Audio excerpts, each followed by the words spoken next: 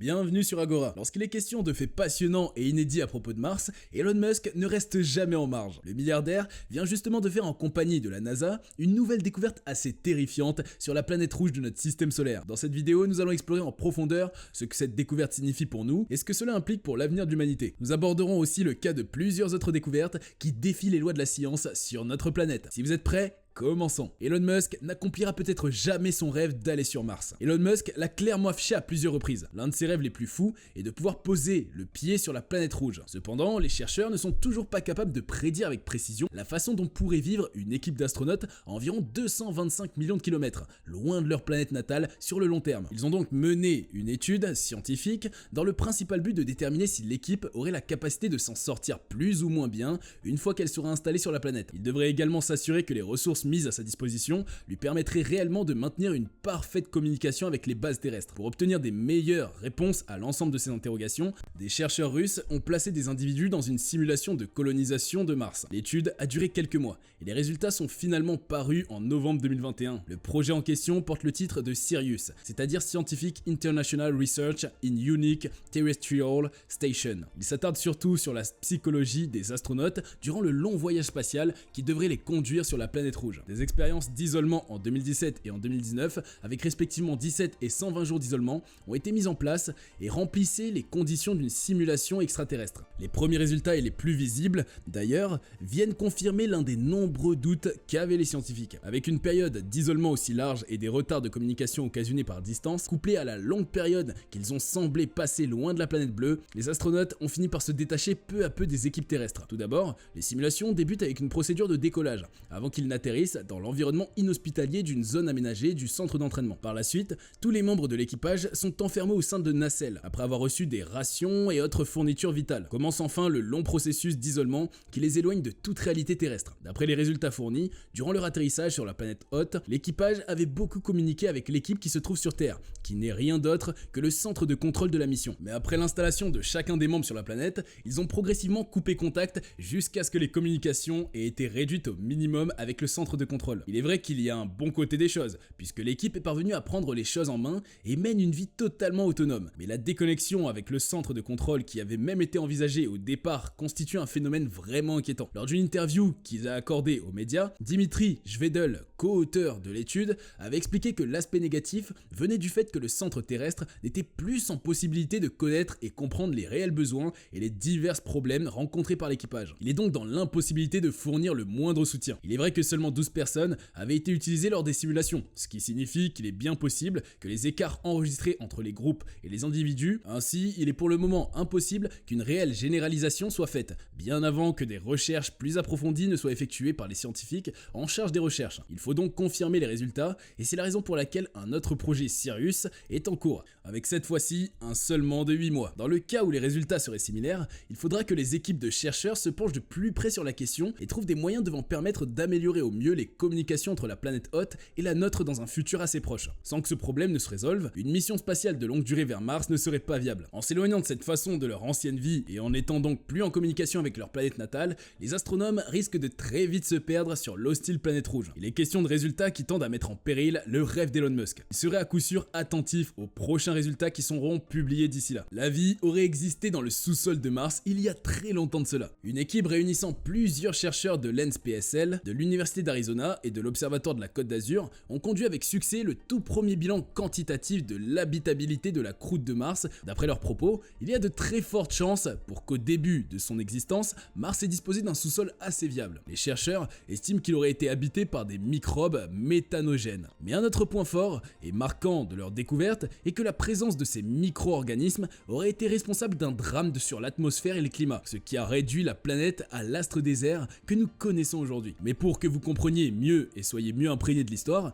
commençons par le commencement, lorsqu'en 1965, Mariner 4 a été envoyé par l'agence spatiale américaine. Ce projet était d'une importance capitale, puisqu'il s'agissait de la première sonde qui survolait la planète rouge. Mais après cet exploit, il a fallu attendre jusqu'en 1976 pour qu'une autre sonde du nom de Viking puisse s'y rendre aussi, et accomplir l'exploit de se poser sans encombre à la surface de la planète. C'est précisément à partir de ce moment que les recherches de signes de vie ont véritablement pris corps sur Mars. Plus de 40 années après, les missions d'exploration sur l'astre n'ont pas manqué de se succéder, ce qui a permis d'avoir à ce jour environ 6 objets artificiels qui cherchent constamment des preuves de l'existence de la moindre forme de vie. La question semble suspente, ce qui n'est pas du tout le cas, puisque les chercheurs n'ont véritablement jamais cessé de pousser leur étude plus loin. Au nombre 2 figure Régis Ferrière. Il s'agit d'un mathématicien auprès de l'Institut de biologie de Lens.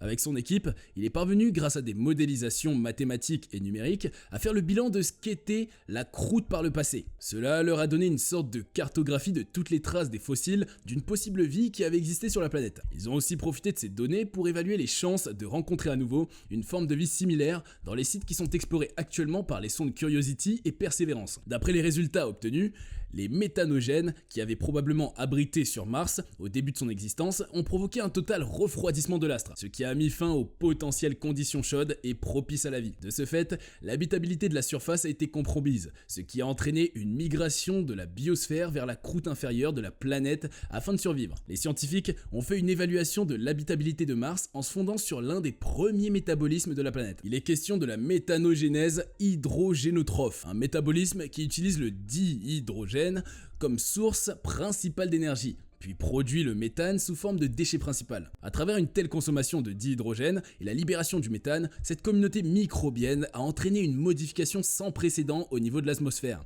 et du climat de la planète. L'effet qu'elle a provoqué aurait été le contraire de celui qui a eu lieu sur notre planète bleue en ses débuts. Au lieu d'un réchauffement, comme il a été le cas sur Terre, Mars a plutôt enregistré un refroidissement total de sa surface. Elle a donc subi une sorte de changement climatique qui a obligé une bonne partie de la communauté microbienne à se réfugier à des kilomètres dans le sol. Durant cette même période du Noachien, la Terre était en train de célébrer la structuration de ses premiers écosystèmes. Mars, quant à elle, offrait une atmosphère extrêmement riche en CO2 et d'hydrogène. La température à la surface était beaucoup trop froide, sauf que cela n'empêchait pas l'eau d'être en surface sous forme liquide ou de saumure. Elon Musk envisage de rendre Mars viable. N'est-ce pas un rêve un peu trop grand? Lors de la conférence mondiale sur l'intelligence artificielle IA qui a eu lieu à Shanghai en Chine, Elon Musk a eu avec Jack Ma, le patron d'Alibaba, une discussion des plus passionnantes où il lui réaffirmait sa vision de conquérir Mars. Selon Elon Musk, il est temps que nous soyons une espèce multiplanétaire ou dans le pire des cas, faire en sorte que la vie tout au moins soit multiplanétaire. D'après ses propos,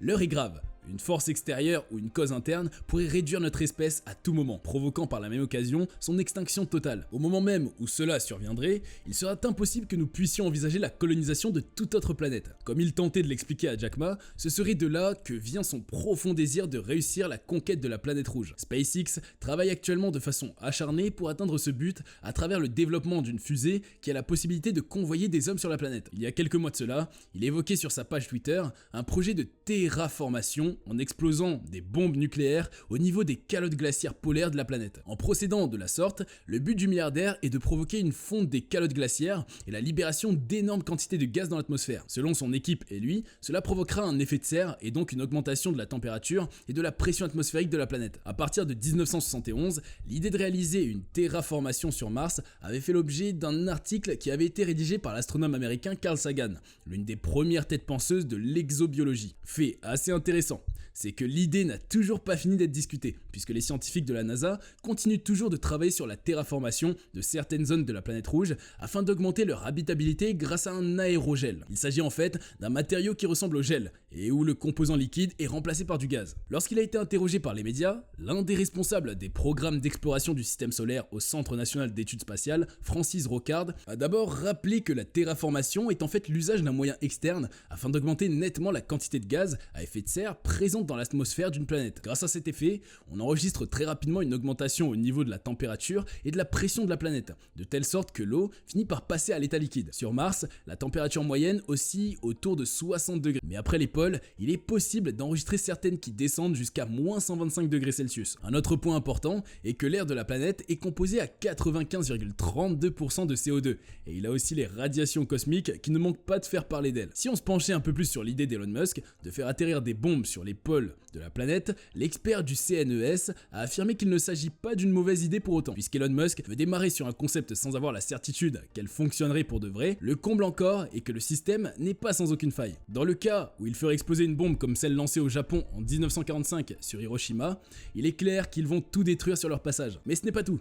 Francis rappelle qu'une bombe d'une telle puissance va casser les molécules de CO2. Lorsque des bombes nucléaires ont explosé dans le Pacifique, elles n'ont pas réchauffé l'océan. Par ailleurs, une étude menée par des chercheurs américains et publiée dans Nature Astronomy au cours du mois de juillet en 2018 a révélé que Mars ne possède pas la quantité de CO2 suffisante pour créer un effet de serre suffisant, devant permettre de rendre l'atmosphère assez respirable pour notre espèce. De l'ensemble de ces points, on pourrait bien affirmer que le projet de terraformation d'Elon Musk sur Mars a très peu de chances de fonctionner avec les technologies dont nous disposons actuellement. Mais le milliardaire de SpaceX a plus d'un arc à sa corde. Il avait également évoqué l'idée selon laquelle il utiliserait des satellites miroirs en orbite dans le but de réfléchir la lumière du soleil sur la planète et de la réchauffer. Mais une fois encore, l'idée semble juste théoriquement bonne. Dans la réalité des faits, il faudrait une logistique très énorme et compliquée. Le scientifique met surtout l'accent sur le fait qu'il faudra fabriquer d'abord une quantité impressionnante de miroirs qui vont dériver en orbite polaire autour de la planète. Nous sommes ici à une échelle cosmologique. Les miroirs devront avoir plusieurs kilomètres carrés de surface. On se demande bien